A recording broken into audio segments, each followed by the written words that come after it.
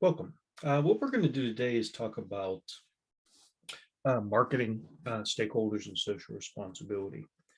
Now, this is going to be focused more broadly than just consumers, and hence it's going to have a kind of more of a stakeholder social responsibility component. Also, what I'll do is I'll break it into two parts. I'll talk at the end about a set of studies and a few other things which would be a bit technically a little different, but give you a little bit of a broader insight on the nature of kind of social values. And this relates back to some earlier discussions with respect to culture. Now, there is a lot of discussion in the literature around stakeholders, and there's a quite broad set of definitions associated with who is and who isn't a stakeholder and what their rights are. If you look in the business and you kind of look in a business dictionary, you have a definition which, if you think about it, it basically implies that everybody's a stakeholder. In other words, a person, a group, organization has direct or indirect stake in an organization because they can be affected or can affect the organization's actions, objectives, and policies. Implies in some way that every human being on the planet is probably a stakeholder under that definition, which means that from the standpoint of operationalizing this, it is not going to be easy to determine who should and who should not be a stakeholder. A lot of the literature talks about stakeholders as self-legitimizing, and that is that those who view themselves as a stakeholder are a stakeholder. But there's also another aspect of this, which means that they are not all equal. And from the standpoint of the firm, they're going to get different levels of consideration. If you look at Ed Freeman, who's sort of the father of stakeholder theory, he has a slightly narrower definition, although not all that narrower. And that is that he defines stakeholders as a group or individual can be affected or affect the company's purpose. And in his case, it's really the intersection of interests that matter. So what you're really looking at is trying to find means by which the value structures of the different stakeholders are kind of incorporated into the decision making. And essentially, what you're looking at here is you're looking at a set of circumstances where there's sort of the easy sets of things that you can do. In other words, if there's alignment in the sense that the valuations of the shareholders are in line with the valuation of employees, then those things are pretty easy to deal with. It's where there's stakeholder conflict, where the valuations go in different directions, which is where you start to find significant pressure on managers to sort of kind of engage in a more robust kind of aspect of stakeholder management. But in reality, there's kind of a no free lunch model associated with this. And this is a little bit of what I'm going to talk about. So you can walk into a set of circumstances where people will give you motherhood statements and say, well, all stakeholders matter, but the reality is that you can't manage in that direction. So even if you looked at students in a university as being a stakeholder, the real question is are employers, the people who might employ you, more on top of mind than what might be the narrow interest of the students at any point in time. And you will find very, very, very big differences of opinion associated with this. Should businesses be stakeholders of universities? Should governments be stakeholders of universities? Well, the reality is that they are to some degree, but their interests don't necessarily align with that of the faculty or the students or each other. So what I tend to do is I tend to look at kind of a model related to sort of the rents that are created by an organization and how these things are distributed and created and incorporated within the stakeholder thinking. So if you thought about, for example, the pie of value that a firm might create, suppose we just thought about it, more generally, and that is you've got shareholders, workers, suppliers, government, customers, and others, and this this kind of has a distribution where different parties are are getting some sort of kind of component of value associated with the activities of the organization. The real question, in my mind, is if you incorporate others in this. And so, from my perspective, workers, suppliers, government, customers aren't really kind of meaningful stakeholders to think about in terms of stakeholder theory, simply because good managers, good organizations will always manage to keep alignment to interest associated with workers, suppliers, governments, and customers to the extent they can. The real question is stakeholders who would sit outside this, say indigenous groups, NGOs, other groups which might be involved in this. And one of the questions here, though, is if you look at the without stakeholders and the with stakeholder pie, the with stakeholder pie is bigger than the without stakeholder pie. So in some sense, if the firm is incorporating, let's say, a broader range of stakeholders into its decision making, the pie is bigger. The incentives associated with different parties implies that there's more value created. And then the question then becomes, okay, well, how's that distributed, kind of pre-stakeholder and post-stakeholder situations? And in this situation here, you can look at something, let's say, like workers. In the without stakeholders world, workers got 22% of the pie. In the with stakeholders model, they get 18% of the pie. So the question then becomes, all right, well, is that loss of 4% as a distributional parameter bigger in total value, or smaller in total value than what the extra amount of value is that is created and then distributed to the workers? The same thing's true of the shareholders, right? They have a lower percentage, but it may be a lower percentage of a bigger pie, and therefore a bigger total, and so on down the line. So as you look at these different types of situations, the question becomes, okay, well, what happens? Well, a necessary condition for additional rent creation is that stakeholders that have a resource that's priceable, that can be integrated into the value equation, and leads to some Pareto improved combination. And if you think about this in kind of popular parlance, this is the Porter and Kramer shared value model. In essence, you create more value, and therefore you can distribute that value across the groups in some additional way. Okay, but in some ways, this is actually not a hugely interesting way to think about it, simply because all it really does is it says if you can add individuals, you can add groups into your decision models or into the valuation equation of the company, and the pie is bigger, then it simply becomes an issue of sort of saying, okay, well, can we come up with some sort of kind of Pareto optimal situation where nobody is made worse off, and some individuals or some groups are made better off? So it isn't really terribly insightful to some degree. It's this last part, of course, which is the thing that matters, and that is it's not in conflict with other stakeholders to a degree that is lacking in Coase efficiency. Okay, so I would assume that most of you have probably heard of or at least read some of Ronald Coase's work. The main point associated with Coase is that this group of people, these stakeholders over here, okay, the pie is now bigger.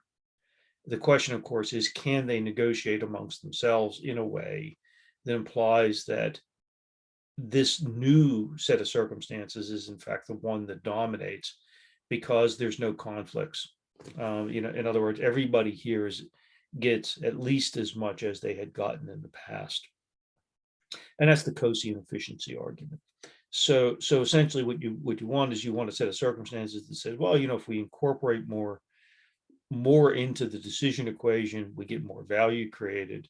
And then the issue becomes, how do we distribute that value? And can come up with a means by which we distribute it fairly and efficiently. But the big problem arises not when there's rent creation, in other words, there's more value created, but when there isn't more value created. And that is that we have a set of circumstances where somebody's got to lose. So the situation is one where when we bring in new stakeholders, we squeeze out some existing groups who had been part of the valuation model of the firm. Okay, so somebody has to pay. The question is it shareholders? Is it workers?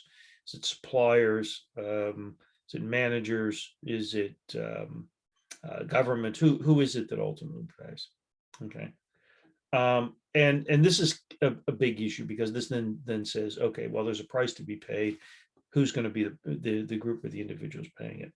Okay. So essentially what you have is you really worry about this unless there's some degree of spillover. So you have a set of circumstances without stakeholders. In the second set of circumstances, the pie is, let's say, smaller. In this case, it's smaller, but it could be the same size.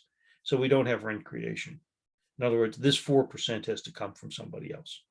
And then the question, of course, is, well, if there might be spillover, there might actually be value created, so that the total pie actually is larger. But the problem is that we can't actually capture that additional value. Okay, so for example, it might be something that is environmental. If we bring in certain stakeholder groups and we do certain sorts of things, the environment is better. But the question, of course, is that environmental improvement isn't priced in the market directly. It isn't incorporated in the value equation. It just diffuses out to anybody. You don't even have to be really a stakeholder to take advantage of it. So the question then becomes, well, is there some way in which we can incorporate that? Is there some way in which we can capture that spillover? And in some sense, this is really kind of part of where the big issue is. So in that prior example, we have a kind of a fairly easy one, that is more values created. Let's just sort of kind of find a way of sharing that value. In this situation, more value either is not created, or if it is created, it spills over kind of into the ether and isn't really being captured. So you have kind of an externality problem that may benefit the society at large, but doesn't necessarily benefit any one group. And then the question would be, is there some means by which we can internalize that externality? But the main issue with the stakeholder approach is that standard stakeholder theory is really bedeviled by a lot of issues. When you go back to the definition, one question that arises is how much affect is sufficient for a stakeholder to be instrumental. As I pointed out, everybody's a stakeholder. If everybody is a stakeholder, then the question, of course, is which ones are the material ones, which are the ones that I pay attention to. So the company or the organization is faced with a set of circumstances where, does it pay attention to a few kind of heavily impacted stakeholders who together might not actually be all that affected relative to large numbers of small stakeholders. So it's kind of, the small impacts of the many versus big impacts of the few. And then who determines the degree to which, that affect is sufficient? If you buy into things like the shared value model, which I don't, by the way, if it's the corporate interest to determine who is and who isn't the stakeholder, then in that sense, it's just simply good management. Money's being left on the table. Let's try to internalize it. If it's society, government, and the stakeholders themselves, then you have to ask the question, okay, well, what's the process by which legitimation occurs? If the corporation is doing it itself, then the corporation is legitimizing it. That's not a big deal. If it's being forced on the corporation from the outside, the question then becomes, what, right? Who's the legitimizer in this example? But what happens if someone is affected by the reaction of another stakeholder? And that is, is the stakeholder of my stakeholder my stakeholder too? So, it isn't just kind of a line of sight between company engages in an action and that affects somebody or some group, therefore they are a stakeholder. Well, those individuals themselves may react. And then the question becomes, well, what happens in those set of circumstances where the stakeholder might be an agent for somebody else? In other words, do I pay attention to an NGO who says that they're operating, for the benefit of some Aboriginal or indigenous group in Africa? But we're not talking to those groups ourselves. It's simply an intermediary who kind of takes over the control of the relationship. Or if somebody is affected by government action and we are considering kind of the government policymakers as part of our stakeholder group, is the fact that when the government makes decisions, it affects others, is that really material to us? Do we make them a stakeholder? And there are lots of examples of that. And the point I made before, and that is a group or an organization acting proxy for others legitimate? In other words, it is a human rights group working on, for the benefit of certain communities or tribes or ethnic groups. Is it legitimate for the firm to view them as really speaking on the behalf of those groups? And this creates real problems because you might sort of say, well, isn't that kind of obvious? The answer is no, because you have two problems. One is, suppose they're successful, who actually gets the rents? Who gets the gains? So if these groups are successful in being proxies for some other group, does that other group actually get the money? In many cases, the answer to that question is no, they don't really get very much of the money. And this leads to what I call stakeholder trolling. And that is that there are many groups that go out and look for causes. And what they do by going out and looking for those causes is essentially what they do is they troll the environment, the socio-political environment, and they more or less go to groups and say, oh, well, we'll represent you. So in that sense, they're not all that different from lawyers who go out and file class action suits. They're simply looking for ways in which they can actually generate a reason for their existence. So you can have effectively, evil NGOs doing stakeholder trolling. Now, one of the issues is a lot of the stakeholder discussions are effectively local.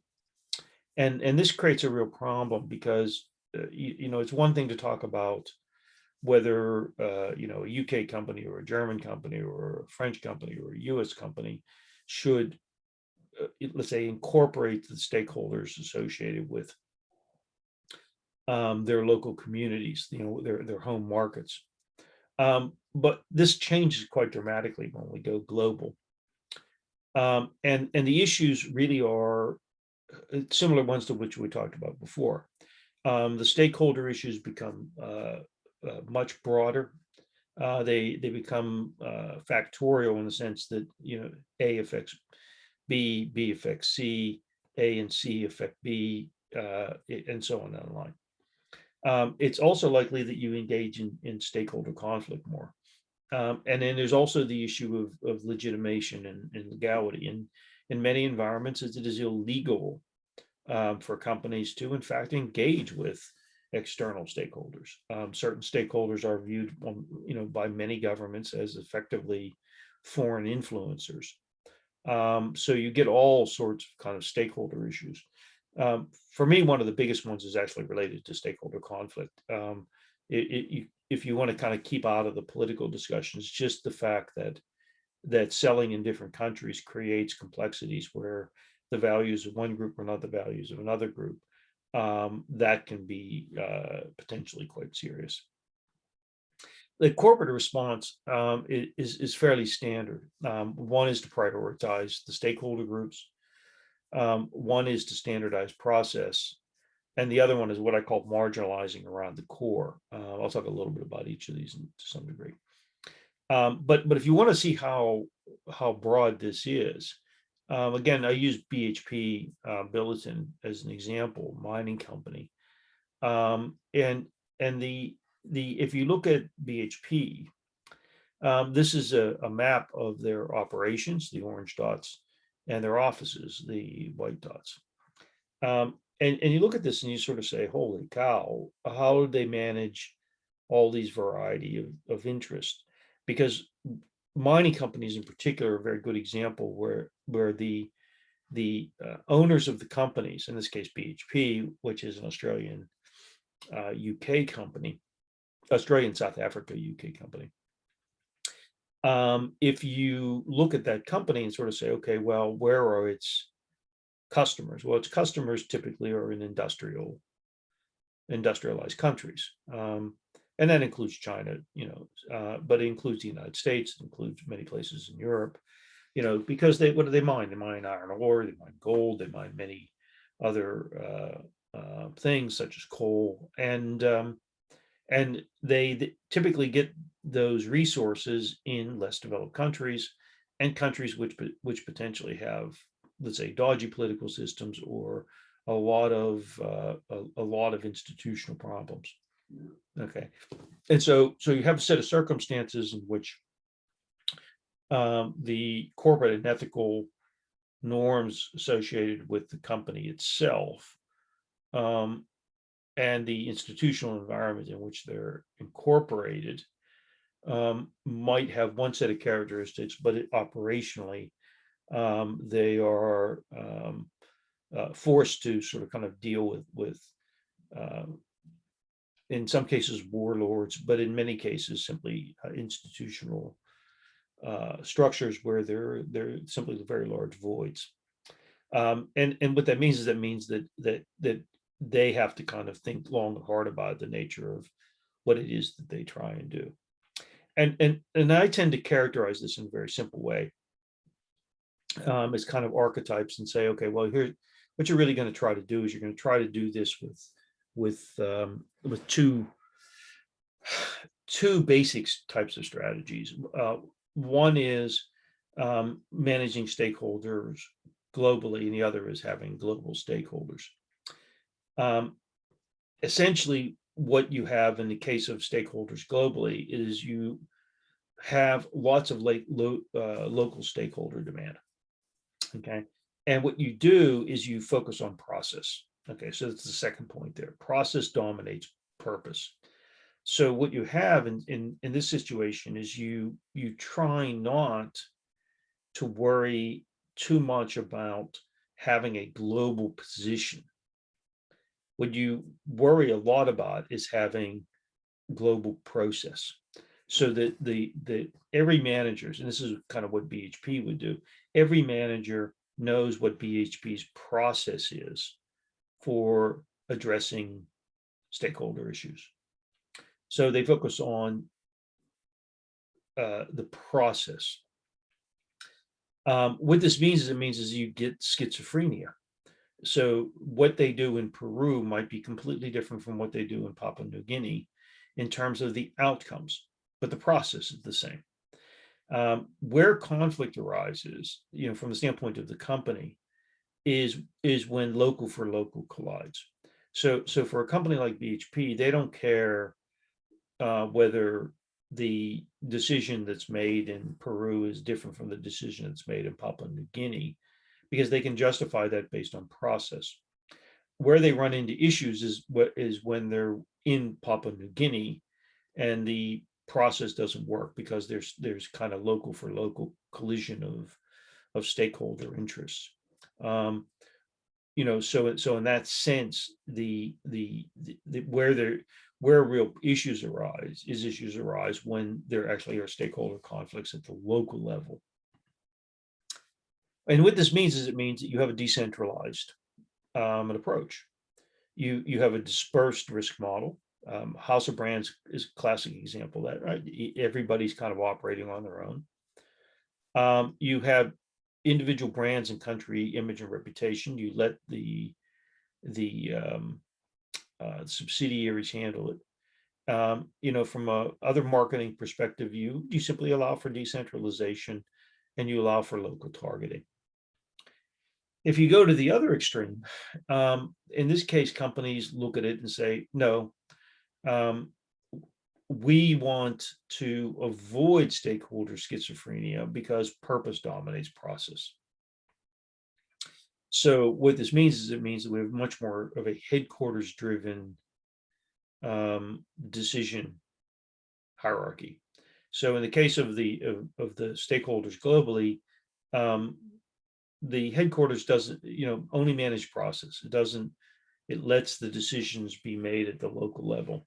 In the case of the global stakeholders, the decisions get made at the headquarters. And in this situation, the stakeholders tend to actually be more organizational. The groups they tend to interact with are more organizational. So it's more likely that they would line up with the World Stewardship Council, or they would line up with Amnesty International for human rights, or WWF for environmental and issues, and so on down the line. So in this case, stakeholder schizophrenia is not tolerated. And where the conflict arises is actually between local and global stakeholders. In other words, if they decide that what they're going to do is they're going to work with Human Rights Watch around modern slavery, the issue is actually that the group they're working with, let's say Human Rights Watch, actually has processes itself which are in conflict at some lower level. In other words, they're not viewed as legitimate in certain environments. For example, China, Russia would be good examples of that. In this situation, you have a centralized model. You have a shared risk model, which means you have, it's more likely you'll have a branded house. You concern yourself with generalized image and reputation. You centralize advertising. You make sure that the advertising is kind of aligned.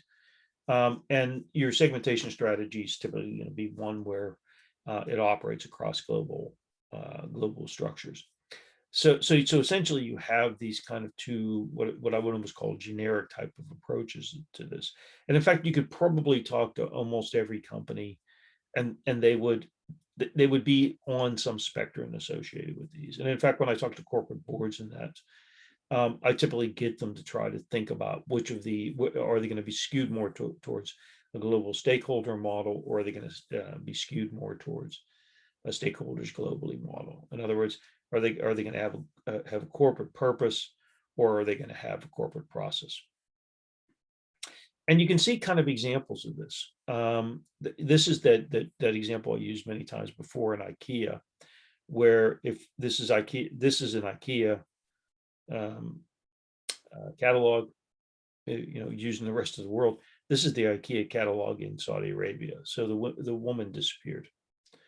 And in this case here, if you look at the Body Shop, okay, there's a universality of direction in some sense. In other words, what Body Shop is saying is you don't have to sacrifice beauty and the environment or animals.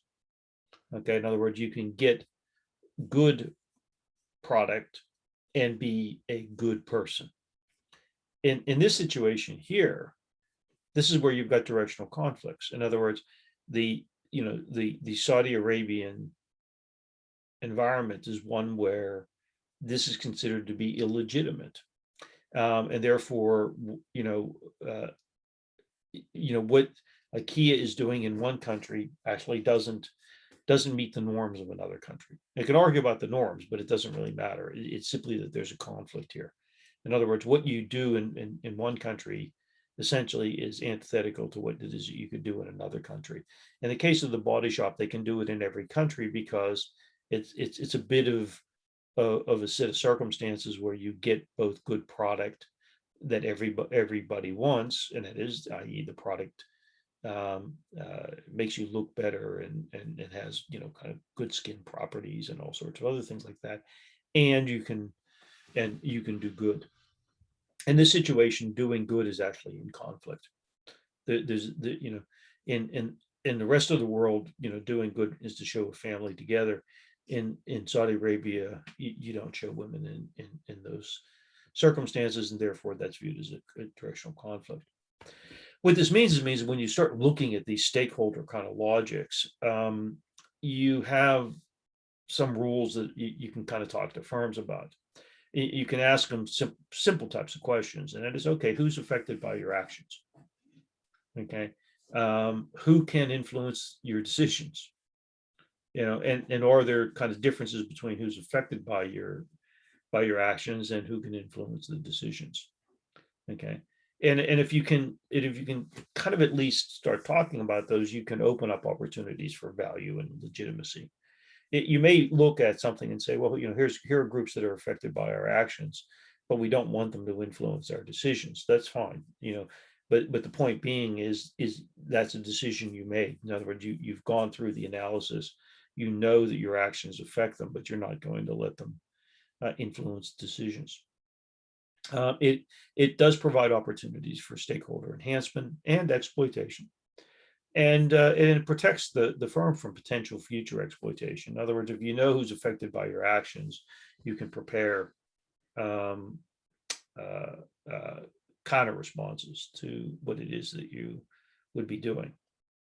But stakeholders also need to recognize that the rules apply to them as well, right? So being affected by something that a firm does not imply that you have rights. That you may have a potential to claim rights, but you may not necessarily have rights specifically related to the fact that what a firm does may have some impact on you. For many firms, for any organizations, what they're trying to do is they're trying to take a world in which their rights to claim, let's say, part of the corporate value ecosystem is imperfect, and therefore they want to try and get legitimate claims in those. And they want to do this either by bargaining, putting pressure on the organization, or in what I talk about in one of my articles on global monetary democracy, that they actually start to claim legitimacy by monitoring the organization. So one example that I like to use about this is no university, no business school got together with the Financial Times and said we should have rankings. In other words, the Financial Times has no claims at all as a legitimizer of what is a good or a bad business school. They simply have taken that right on themselves.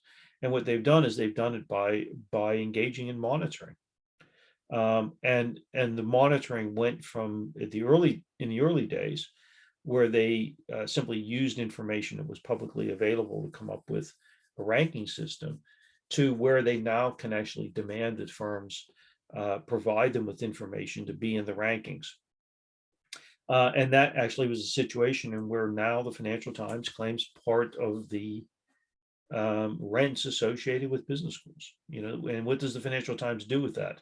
The answer is it sells more newspapers, and it sells more advertising, and it sells a lot of advertising to business schools and others. So effectively, you have an example there where a stakeholder who, or somebody who wanted to be a stakeholder, basically kind of forced their way into the system via monitoring. So one of the questions then becomes, okay, well, how do you utilize stakeholders? Okay, well, you can utilize them by recognizing, of course, that customers are by definition a stakeholder. And there are things that you can utilize which allow you to generate value or capture value associated with the customers. One of which is allowing customers to engage in self-customization. That takes your segmentation, targeting, positioning, and allows it to be more individualized. You can do it by incorporating them into the value structure via co-creation of new products. The whole open innovation model is related to this co-creation idea. You can try to align customer value with company value propositions. I give some examples here, but one of the questions is, if you opened up your supply chain, if you opened up information about your supply chain, is that good for consumers? If letting them know what the material processing is, or is that good for consumers? And the answer is, in many cases, it is, because the quality of the supply chain, the quality of the materials, the quality of the processes is related to the quality of the product. And some companies, are very good at doing this by simply linking that aspect of it to the customer value proposition. And you do find some companies that try to kind of link politics and values and attitudes and beliefs about various things. These tend to be niche companies. It's very dangerous for larger companies to do this, ultimately, because larger companies are operating in a wide variety of political and value environments. And if they're operating in a wide variety of those environments, the likelihood of conflict is very high. So companies like the Body Shop or small niche producers can be eco-friendly. They can talk about the way in which they make the products. They can talk about recyclable materials, but ultimately they're niche operations. And so they're appealing to very specific set of individuals for whom there is value alignment between them and their customers. So you have that aspect, so you have customers as stakeholders. You also have stakeholders as customers. And that is that you can bring them into the process, and bring new individuals into the process, and engage in more co-creation, or even in joint customer ownership. Increasingly, as customers operate within, let's say, an omni-channel marketing model, there's an aspect of this where not just individuals who have purchased the product provide evaluations of the product, but individuals who have an impact on the evaluation of on the product itself, and they can be utilized as well. And what we in all of our work, we talk about this notion of consumer social responsibility, rather than talk about ethical consumption, because ethical consumption kind of carries a whole loading of kind of moral and ethical issues, which is probably too much baggage. But what we talk about is consumer social responsibility. And effectively, what we say here is we say consumers care about other stakeholders enough to factor the welfare of these others into their valuation equation. If this is true, then there should be some proposition, either by incorporating those other stakeholders into the valuation equation, so kind of making those stakeholders customers, or kind of providing value propositions to the customers as stakeholders. Now, the other aspect of this, which again relates to the marketing, is social responsibility across the value chain. And there's this kind of a way to think about this, which goes back to that willingness to pay argument. And that is that if you can do well by doing good, right, well, then there are kind of different ways to think about this. One way to think about it is that there's total consumer surplus plus producer surplus. And consumer surplus is their willingness to pay less the price, and the producer surplus is the price minus the economic cost. And what we want to do is, of course, we want to ask the question, if I do good, how is this equation affected? And we can think about just a simple NPV to make this simple, and that is, what must I do to do well by doing good?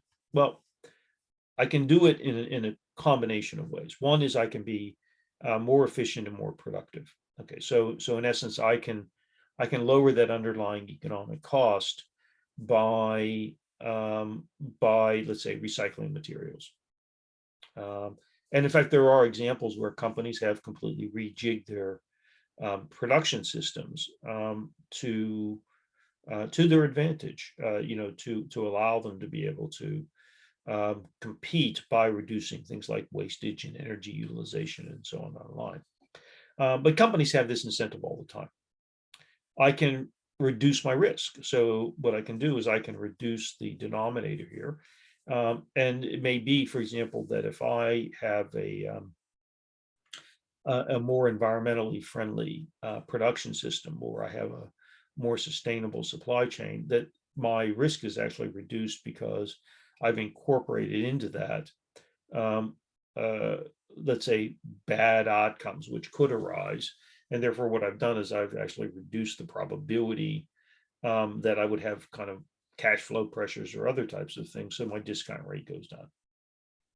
I could increase my revenues. I could increase it by simply having more, creating more customer value. Again, creating more of that consumer surplus. How I do this, of course, is another issue, but I have to be able to extract it as well. So it isn't just to increase the willingness to pay, but it's to be able to kind of get a price premium associated with that. So I increase the willingness to pay to some degree. In other words, individuals get some value. But I also capture this via price. Or what I can do is I can increase the longevity of my assets. In other words, if I have a more sustainable supply chain, and maybe that supply chain lasts longer. In other words, my assets are more likely to provide me with value over a longer period of time. That could show up even with things like customer loyalty as well, because remember, customer loyalty is an asset. There's kind of brand equity. So if I increase brand equity, and that brand equity, has some longevity to it, then I create more value.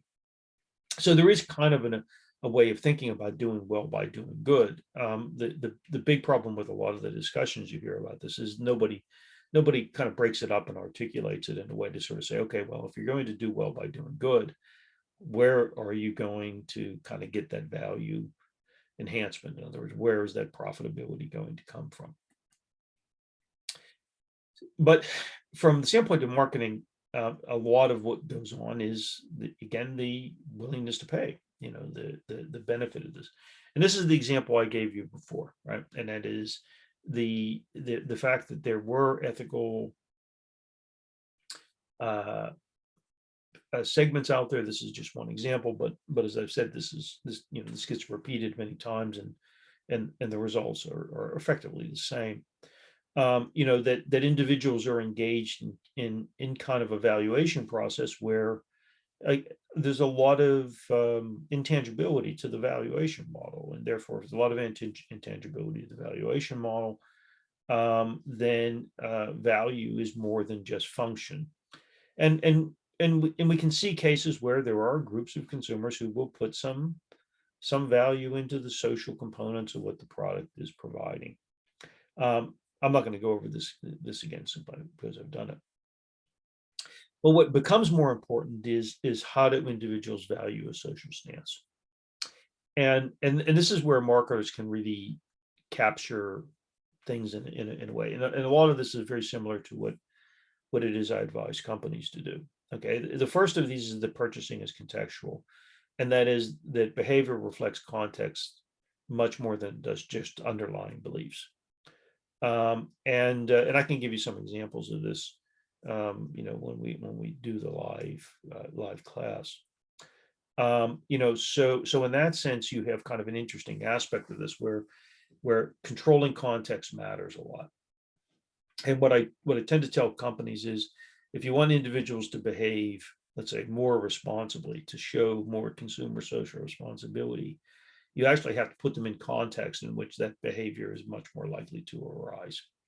It isn't just that what you do is you go out and you search for people who are more moral. That turns out not to actually work. And then when you look at things like the justification that the consumers use, what you tend to find is that the justification is some sense is ex post. Again, I can give you some examples of that later on.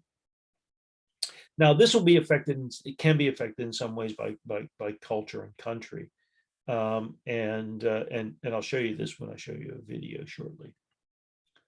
The second aspect of this is individuals very heterogeneous and don't simply follow sets of rules that say, consumer good, consumer bad.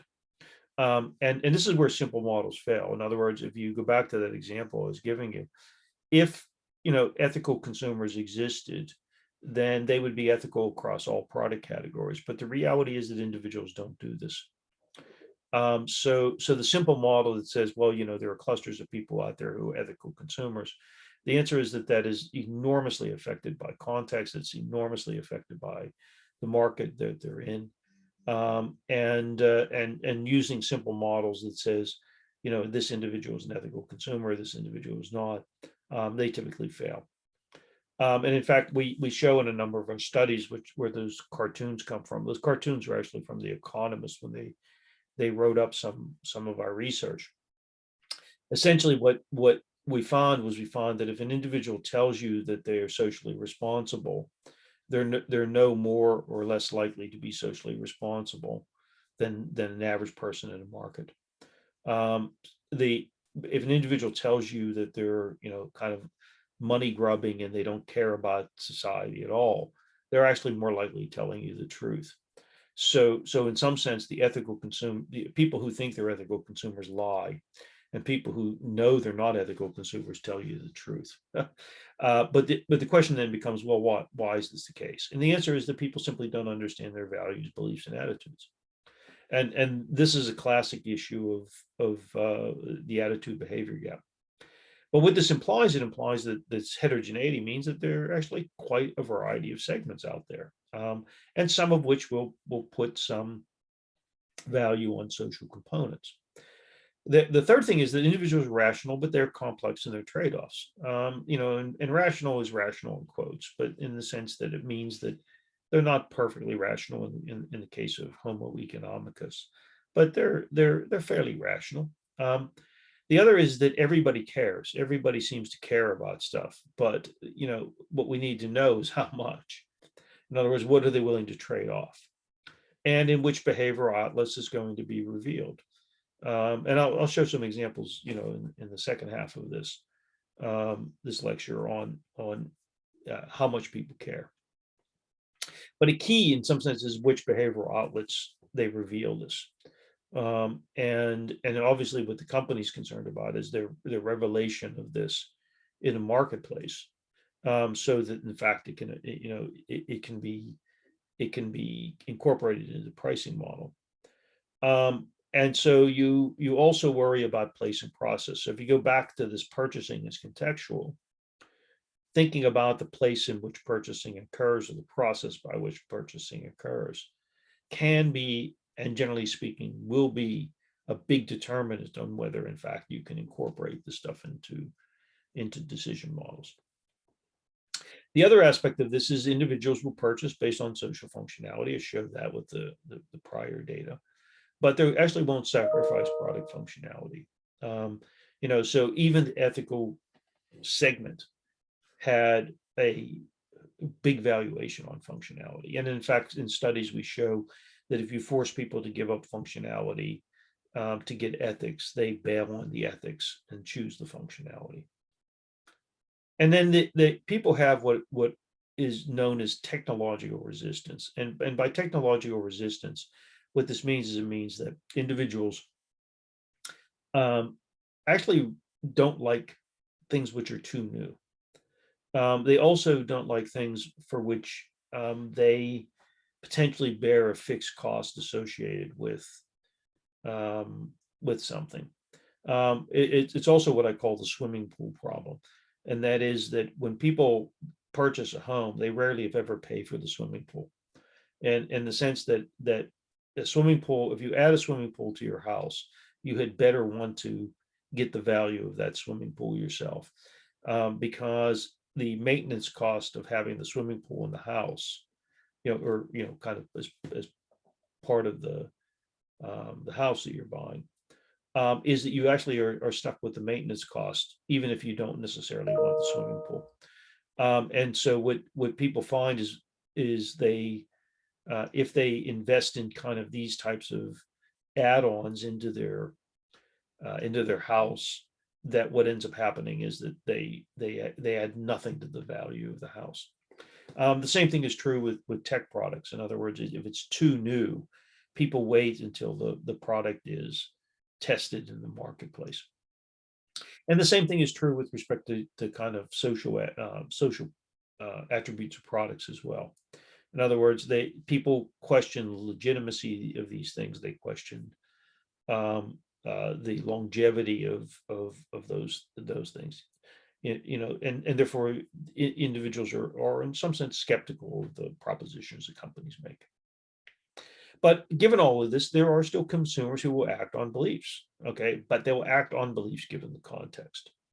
And in some sense, it's coming back to the segmentation, pricing, the positioning around place and process, that can help you kind of drive when these things might or might not actually have value.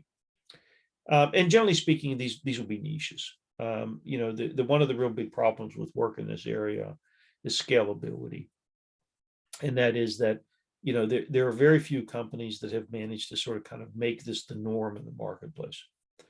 And from that standpoint, it's difficult for the company to do this, as kind of a general value proposition. The company is either doing it because the company makes money by doing it directly, in the sense that it might be related to their supply chain. So, for example, a lot of fair trade activity is now more affected by the supply chain than it is by consumer demand. And therefore the value shows up in a different way. So companies will provide you with fair trade products simply because it's easier for them to have a single supply chain.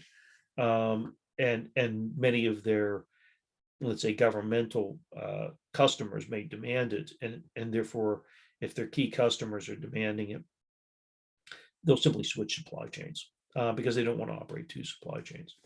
But otherwise, you typically find that these are niche markets. Now, when you look at the models, you're really kind of dealing with a very simple consumer behavior model. And the question then becomes what type of model is going on, how that's occurring. So if you look, for example, at calculativeness versus habitual, so let's say high cognitive load types of decisions.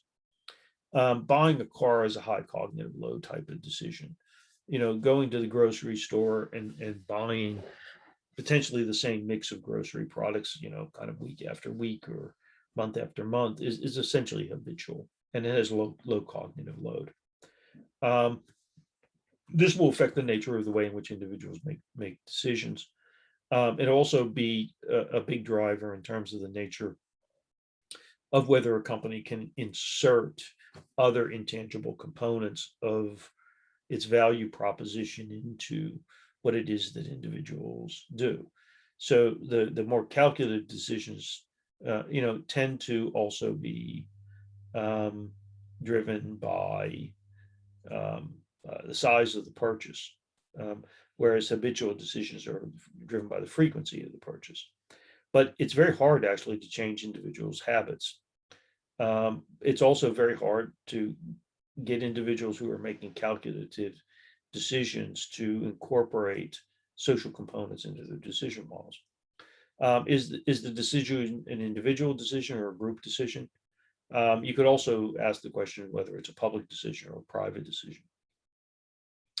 Again, who's the operative decision maker here?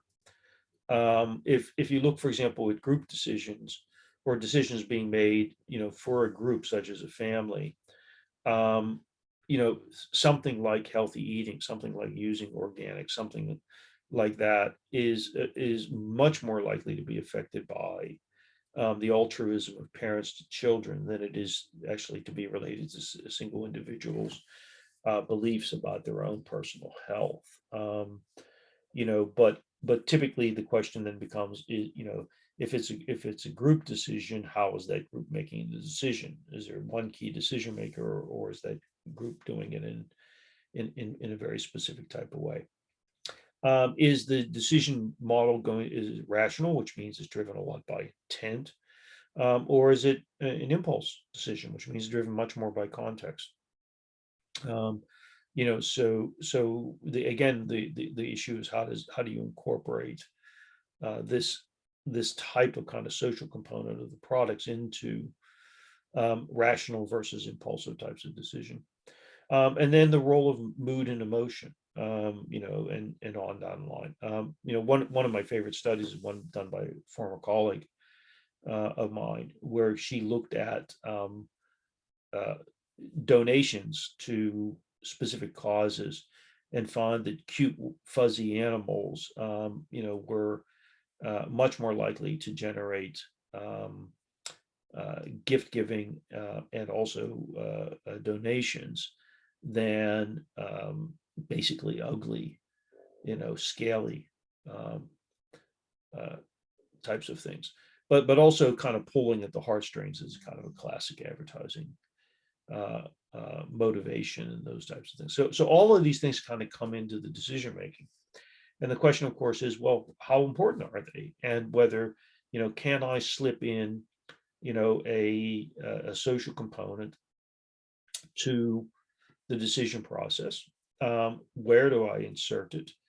And what is the intent of that insertion? And again, there's no kind of clear answer here, but you can start by asking questions. Okay, what type of decision is being made here? Is it a habitual decision? Is it calculative? Is it being made by the individual? Is it being made in a group? Is it occurring, with some more deliberative kind of rational model, or is it an impulsive purchase? Is mood and emotion kind of a component of the decision making? All of these would actually have an impact. And you can see what this is, in the sense of looking across different types of products, purchasing a car, purchasing personal health products, going on in groups and eating, in one case, work, in another case, together, gift giving, purchasing of clothing, grocery purchasing. And you can walk through each of these and ask the question, which of this is actually going on. Now, what I want to do now is to spend a little bit of time by showing you a video. This video looks at some work that myself and a number of colleagues did, bit more than 10 years ago now, for which we created this documentary, which is related to looking at kind of the ethnography associated with, again, the ethical consumption, the social responsibility of the corporation, but to do it in a way where we were looking at kind of consumer justifications, because we had already done experimental work. And what we showed in that experimental work was the kind of data that you saw before, and that is, that there are, these segments of individuals who might care about things, but that they're not fundamentally giving up on functionality. But the other aspect of this was what's kind of the consumer's rationales to the nature of their decisions, and this video goes over a lot of that. So I'll show you the video now.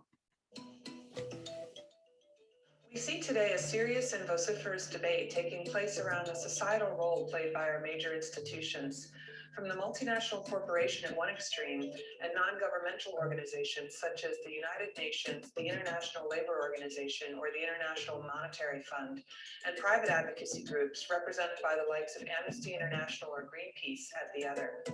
There is a profound questioning of whether the business of business is business alone, or if corporations should serve a higher purpose.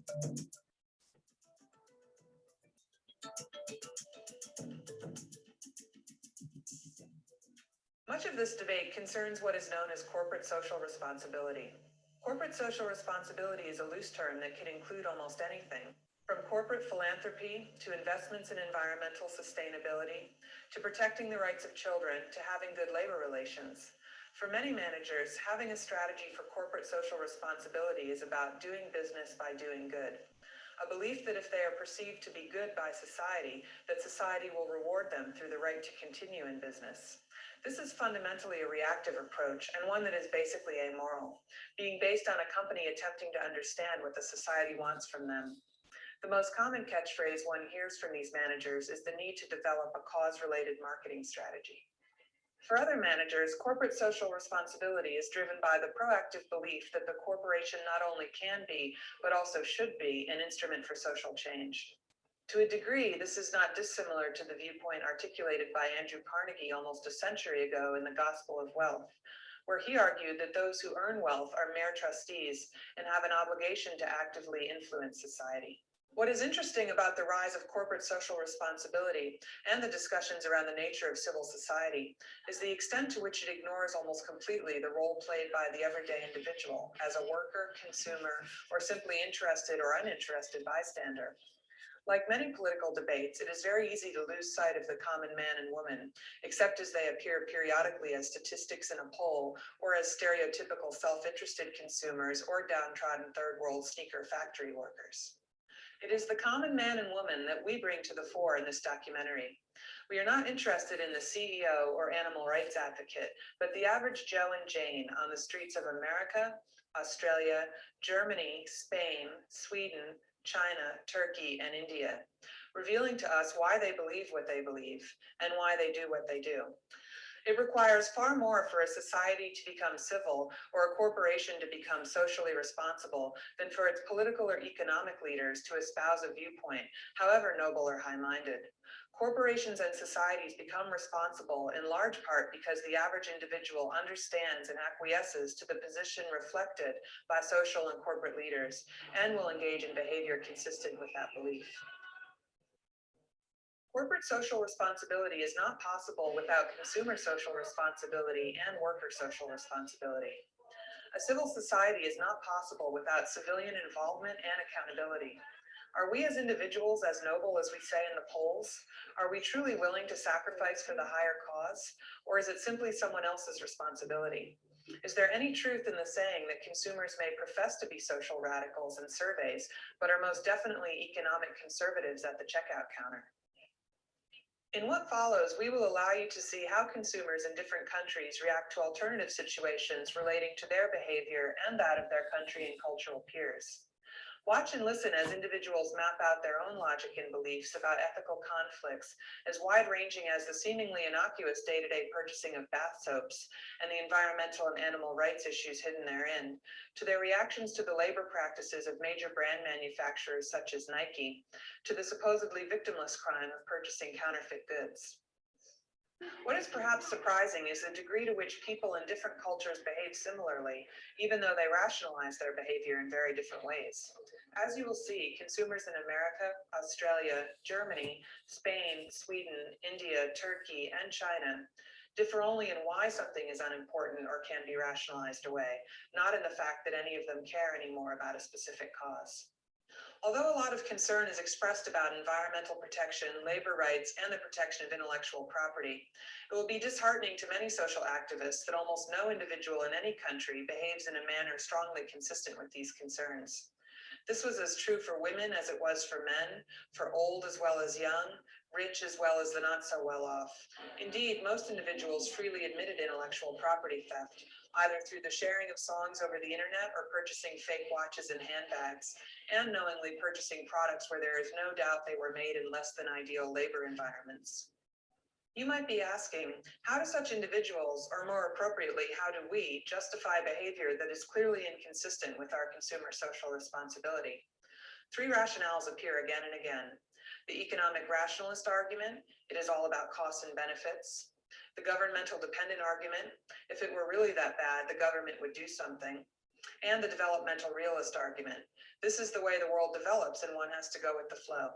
Let's examine these in detail. In capitalist and individualist countries such as Australia and the US, many of the rationales and justifications used are of an economic rationalist nature. That is, consumers justify their behavior using rational arguments that focus on their own utility as a consumer. The economic rationalist justifications include discussions of cost being more important than any other variable, and if the issue does not directly affect the consumer, then why should they care about it? For example, in response to being asked about using non-biodegradable soap, one American says, "I've never really noticed. It would take some kind of catastrophe to make me care. Fish would have to start dying for it to affect me. I have to be hit over the head." A lot of hooks used to market products are just hooks that are pretty meaningless. And unless there was something really persuasive and offered or published in support of that, dismissive if it just said, now biodegradable would do anything for me, not interested. I wouldn't pay more than 10% for biodegradable, I'm afraid. Saving the world isn't worth more than about 3 cents a week, I'm sorry. Consumers were not concerned at all about purchasing counterfeit goods for a wide variety of reasons, but most commonly they excuse this behavior as not being unethical. We can again see economic rationality evidence in the justifications from the Americans and the Australians. My friends don't have these issues. If they get a good deal, they'll just go for it. And if it looks good on them and they think it's fabulous, they'll just go for it. I don't care. Like, I'm getting something for cheap, and the real ones are a rip off anyway. So I don't care. I'm just going to buy it. I think that's the general attitude. Prefiero pagar por eso porque no creo que me esté dando mucho más por ese precio tan alto excesivamente alto que estamos pagando por Louis Vuitton o por cualquier otra marca. I think the issue of it being made by a Chinese factory where it's would come into it. Oh, okay. Would come into it, but it's lurking in the background only. The primary thing is price, quality, how long it'll last, those sort of issues. Yeah. I think the only people who suffer are people who actually, at the end of the day, are making the profits. Finally, we also saw this type of rationale being exhibited in the context of sweatshop labor being used to produce Nike sneakers. What might be terrible to us is just, hey, these blokes are lucky to have a job. Aslında şurada şöyle bir olay daha var. Nike bu insanlara, oradaki insanlara zorla bu işi yaptırmıyor. Bu insanlar da memnun ki bu işi yapıyorlar. Oh ja, ich glaube ja, das wird ja auch im Fernsehen viel gezeigt, ne? Dass da die Sozialbedingungen, dass die Leute sehr unterdrückt werden, aber ich sage mir, meine persönliche Meinung ist, man muss ja auch die Leute verstehen. Das sind ja Länder, die sind ja arm und noch ärmer und die sind ja im Grunde genommen froh, dass sie Arbeit haben. Weil ich sage mal, vergleichen in der Türkei, einen Teppichkauf, was ich mal gemacht habe, da kostet da 5.000 D-Mark.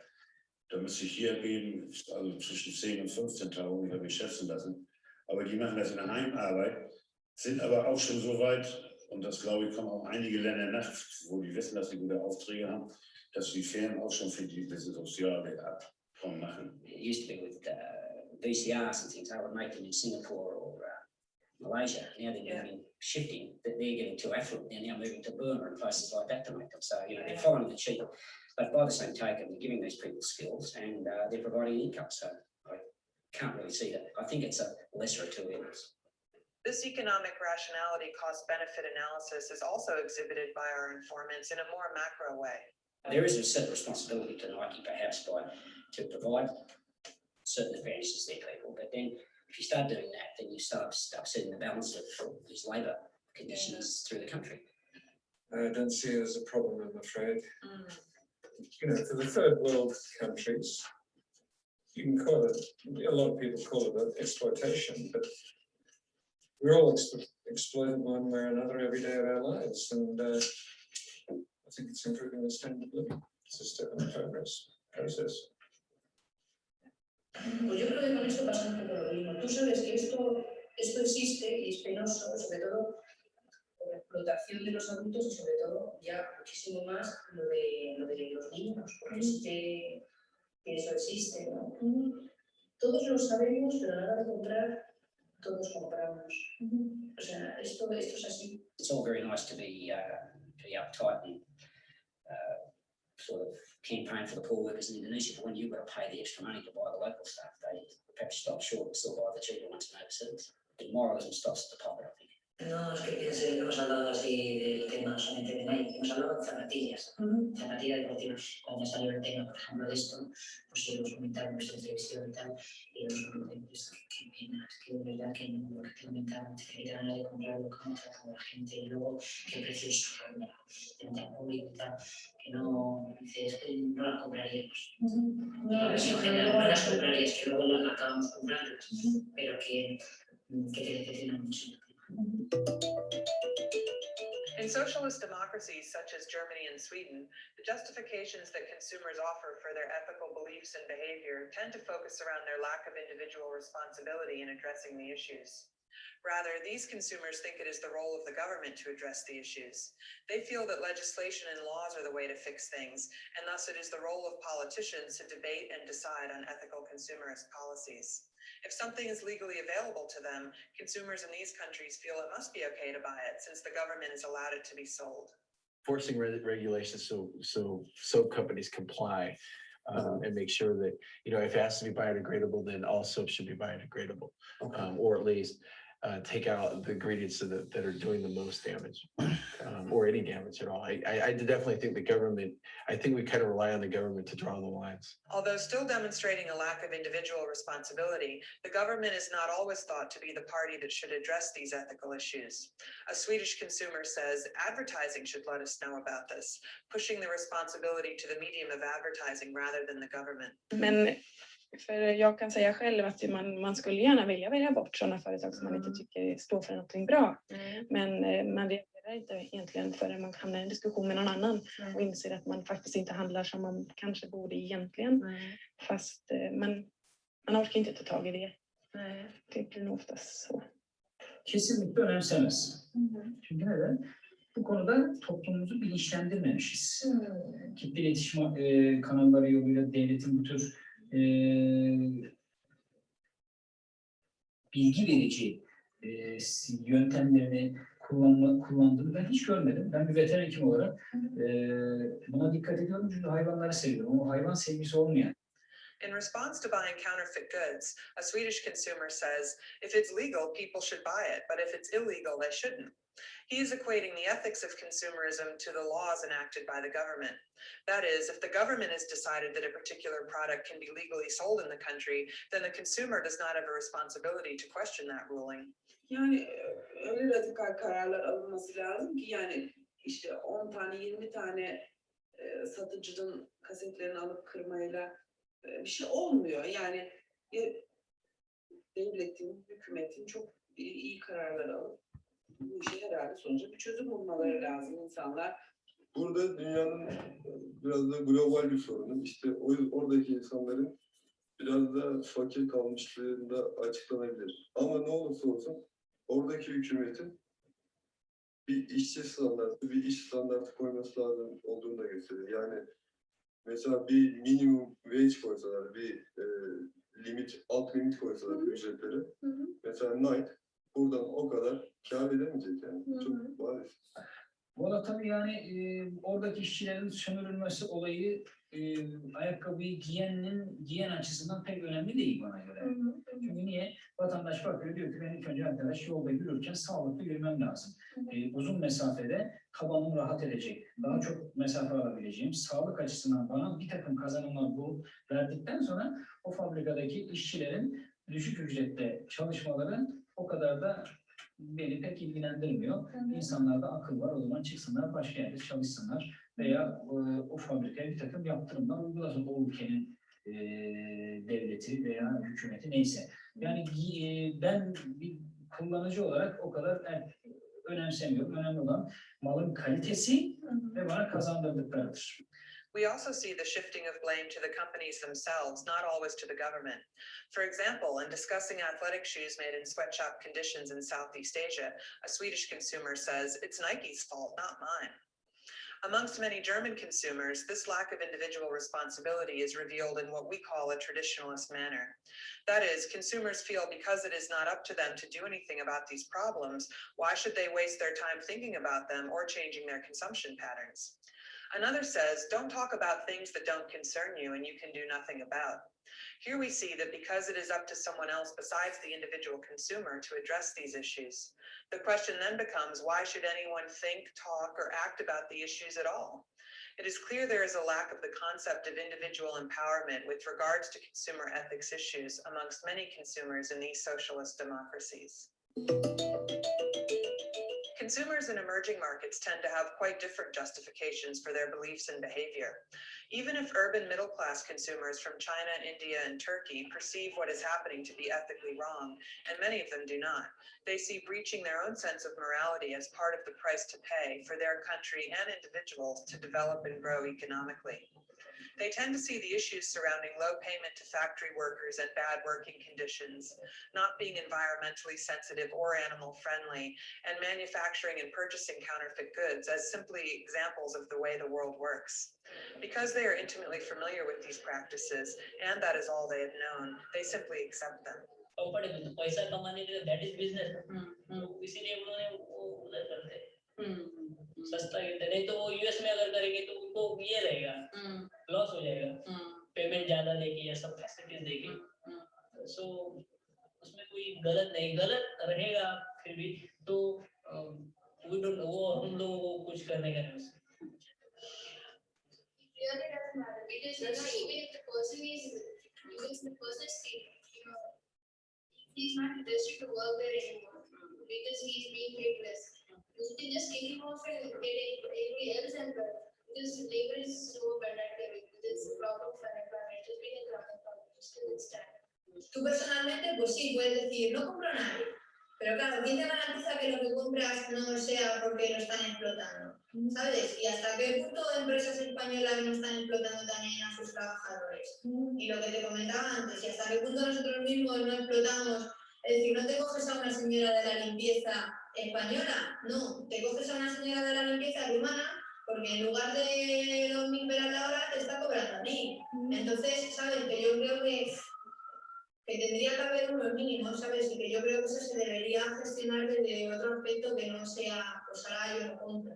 In discussing the ethicality of buying soap that is non-biodegradable, Turkish consumers say, in Turkey, people are too poor to worry about such ethical issues. These ethical issues are of no concern to people in the village. They only want a cheap, familiar soap that cleans. Duştan aşağı gitti. Ondan sonrasını düşünmüyoruz. Düşünme genelinde bugüne kadar bize bunu kimse söylemedi yani. Hani acaba biz bu suyu gönderdik ama bu su nereye gitti? Başkalarına zararı dokundu mı? Gibilerinden böyle bir düşünce, böyle bir kaygımız yok. Yok. Düşünmedik yani. Siz bu soruyu sorana kadar ben bunu düşünmemiştim. In response to sweatshop labor conditions, one Turk says, living conditions, natural laws, and the rules of life are like this. We saw like that, lived like that. İstanbul'da bir A belediyesini basan Hayvanseverler Derneği dışarıda bekleyen, ekmek kuyruğunda bekleyen, ekmek yardımını almak için kuyruğa giren vatandaşlar tarafından bizler açız, sizler hayvanları düşünüyorsunuz deyip derneğin üzerine görmüşlerdir. Böyle bir toplumda sabunun içerisinde hayvanın katkı yağları var mı yok mu düşünmesi de mümkün değil. Sevdirmemişiz, bilgi vermemişiz. Tüketicileri bence önemsese kendi memleketindeki olayları önemser. Çünkü sonuçta bizlerde de çok az ücretle çalıştırılan işçiler var. Yani bir sürü insanlar sokağa dökülüyor, memuru, işçisi demek ki hakkını alamıyor. Ne kadar duyarlıyız o tartışılır ama ben pek duyarlı olduğumuzu düşünmüyorum. Çünkü hakkımızı aramak için ben hiçbir zaman sokağa yani bir yürüyüşe katılmadım. Aslında katılanları zaman zaman benim fikrime uygun olanları da de kanske inte har, de har så mycket andra problem så de orkar inte bojkotta liksom Nike för den sakens skull och för den delen så tycker de ju säkert att det är höjden av lycka att få på Nike-skor för att då tillhör man lite utav västvärlden ändå. Most Chinese consumers do not think there is an ethical issue at all with sweatshop labor conditions. They think the pay is normal for the local area and shouldn't be compared to wages in other countries. Some Chinese consumers also use their knowledge of how capitalism works to justify their lack of concern. One consumer says, to have exploitation of the workers is quite natural. This is the natural adoption of every business throughout the world. The capitalist class is quite oppressing. We learned it when we were in primary school. They are capitalists, so they will pursue high profits. You will be laid off if you aren't oppressed by others. The boss gives money to you, the boss earns money, then you have money. No one is hurt, everyone is one. Indian consumers echo this acceptance of labor conditions in similar ways to the Turkish and Chinese. For example, one consumer says, "What can we do? It has nothing to do with us. Some people earn well, some countries are poor. That is business. It's cheap for Nike. If they try to do this in the US, they have to pay more. There is nothing wrong. If the workers had no job, then how would it be? At least they have food to eat." Some justifications surrounding why it is okay to buy counterfeit products centered on the ethicality of large corporations exploiting the people by charging high prices, especially in Turkey. One consumer says, because the registered owners of these brands are wealthy Americans or developed Western countries, people don't really care so much. They think these brands have come out by way of exploiting us. Rather, some people see counterfeits as a positive development against the exploitation. I heard about people talking positively about counterfeits. They hold negative attitudes towards America. There may be people even saying, let these brands go belly up, who cares? Other justifications centered on the right of people in developed countries to say that buying a counterfeit is wrong, considering the economic condition of the majority of the population. Chinese consumers accept counterfeit goods as a normal part of everyday life. One consumer explained that it's acceptable in China, but not abroad. We earn RMB and American people earn dollars. He thinks it is not fair to hold Chinese consumers to the same standards, considering their reduced ability to buy the real thing. He says, I know it's not ethical. People would buy real ones if they were cheap. Indian consumers echo these justifications when discussing the ethicality of buying a fake Louis Vuitton bag. See, it's not wrong. You can't afford it. When you can't afford it, it's like, how can you talk about ethics when the basic necessities are not met? You need a good bag. Okay, the good bag is there. You can't afford a real one, and you're taking it. You don't see. It's like you don't have a choice to really sit and talk about ethics. You can talk about ethics when you have everything in front of you.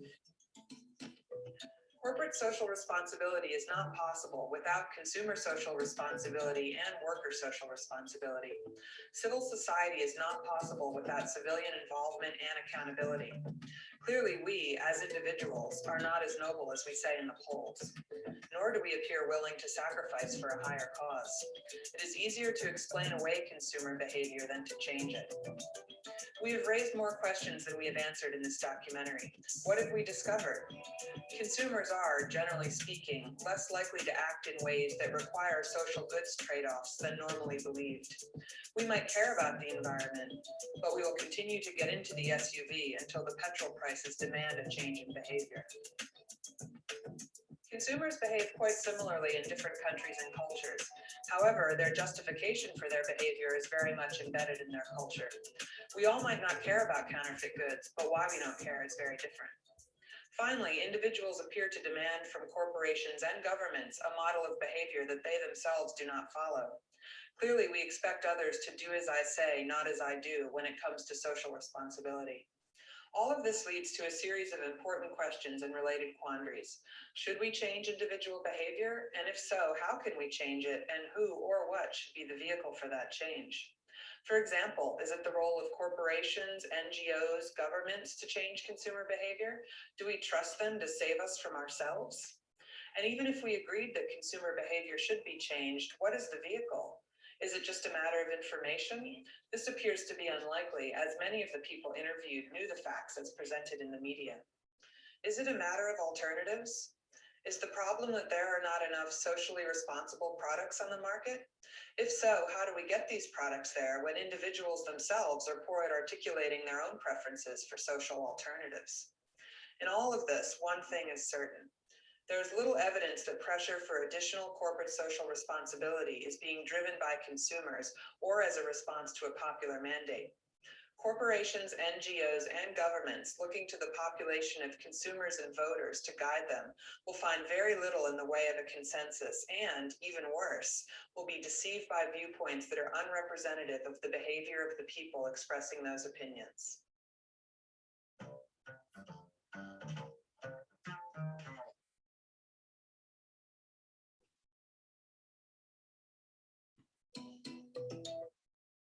So what we see here is a series of examples. I'm not going to go over these in any real detail, but basically the video kind of carves this out for you. And one of the things that's quite interesting about this is that effectively what we see a lot of behaviors simply being justified rather than being changed. So what are the implications of this? One of the implications is the use of revealed preference is in experiments or looking at actual market data to capture decision models is really the way to go. Using surveys, looking at individuals' attitudes, looking at their intentions, typically fails and provides very weak, very misleading data. Using an interpretive approach, which is really kind of what we were doing when you saw in that video, but there's a lot more behind this, allows you to actually get at meanings, justifications, excuses, and other things which in particular can be utilized in advertising. And also to be focusing on behavioral actions where people do act ethically. In other words, what might be kind of personal factors, which you can sort of look at. So, for example, if you look at individuals who are willing to, in fact, put human capital at risk, individuals who will go to protest, individuals who will give money and respond in certain ways to certain types of activities, tend to kind of be good leading signals. You can also look at what media they watch. In other words, individuals tend not to seek out media because that media provides them with information. Typically, they seek out media because that media provides them with confirmation. So you can actually look at what media individuals are looking at simply to see what things they're looking for confirmation for. And then finally, there are also cultural factors. There are many of these types of things. So in some sense, you have this issue where, you know, for companies trying to find different types of preferences for what might guide them to certain types of decisions. But ultimately, the consumers must care about other stakeholders. Okay, the big issue is exactly what Gianna was saying at the end of that video. And that was, you know, how do we get them there? How do we get them to think about this? And who actually has the right to sort of kind of affect that? So in some sense, you know, there's always been a model of consumer behavior, which sort of says, well, you know, you look at what individuals believe, you look at their intentions, and then you work your way through to their actions. But what we found is that perhaps a better model is one where context drives actions. That action leads individuals to seek out information. That actually then kind of shows up in intentions, beliefs, and attitudes, and then feeds back to values. So unlike many models, particularly models of rational action, you know, where individuals would say, well, what you do is you look at the values first. The values affect the beliefs affects the intentions, and that actually leads to the actions. We're actually seeing in a lot of our work that in fact is if you structure the context to lead to the actions, all of this other stuff flows back. Now, the problem, of course, that you have is that these things are related. In other words, you're not starting with kind of a blank slate, although in many of our experiments, we do start with something of a blank slate. And what you see all of these things kind of being jumbled together. But one of the things that it implies that looking at beliefs, looking at values, looking at intentions, actually may not be the thing which is really what would drive the actions you want to seek. And so what we tend to focus on much more in our work is to say, okay, don't worry about the values and beliefs and attitudes, worry about the context and the actions. Put people in context would lead to certain types of actions, and you would be surprised at the rational process that goes on, which kind of drives ultimately the impact on their underlying values. And so it also implies that you would study things in slightly different ways, but you can't do kind of generalizable studies. So these studies where people were surveyed about their attitudes and beliefs, and then from that segments are driven. In our situation, what we say, well, maybe put more emphasis on things like place, and put more value on that aspect of what the consumers are doing. So with this, I want to stop this part of the lecture, and I'm going to come back with the second part. This is simply because the discussion that we've had up to this point in time is slightly different from what it is that I want to cover going forward. So thank you.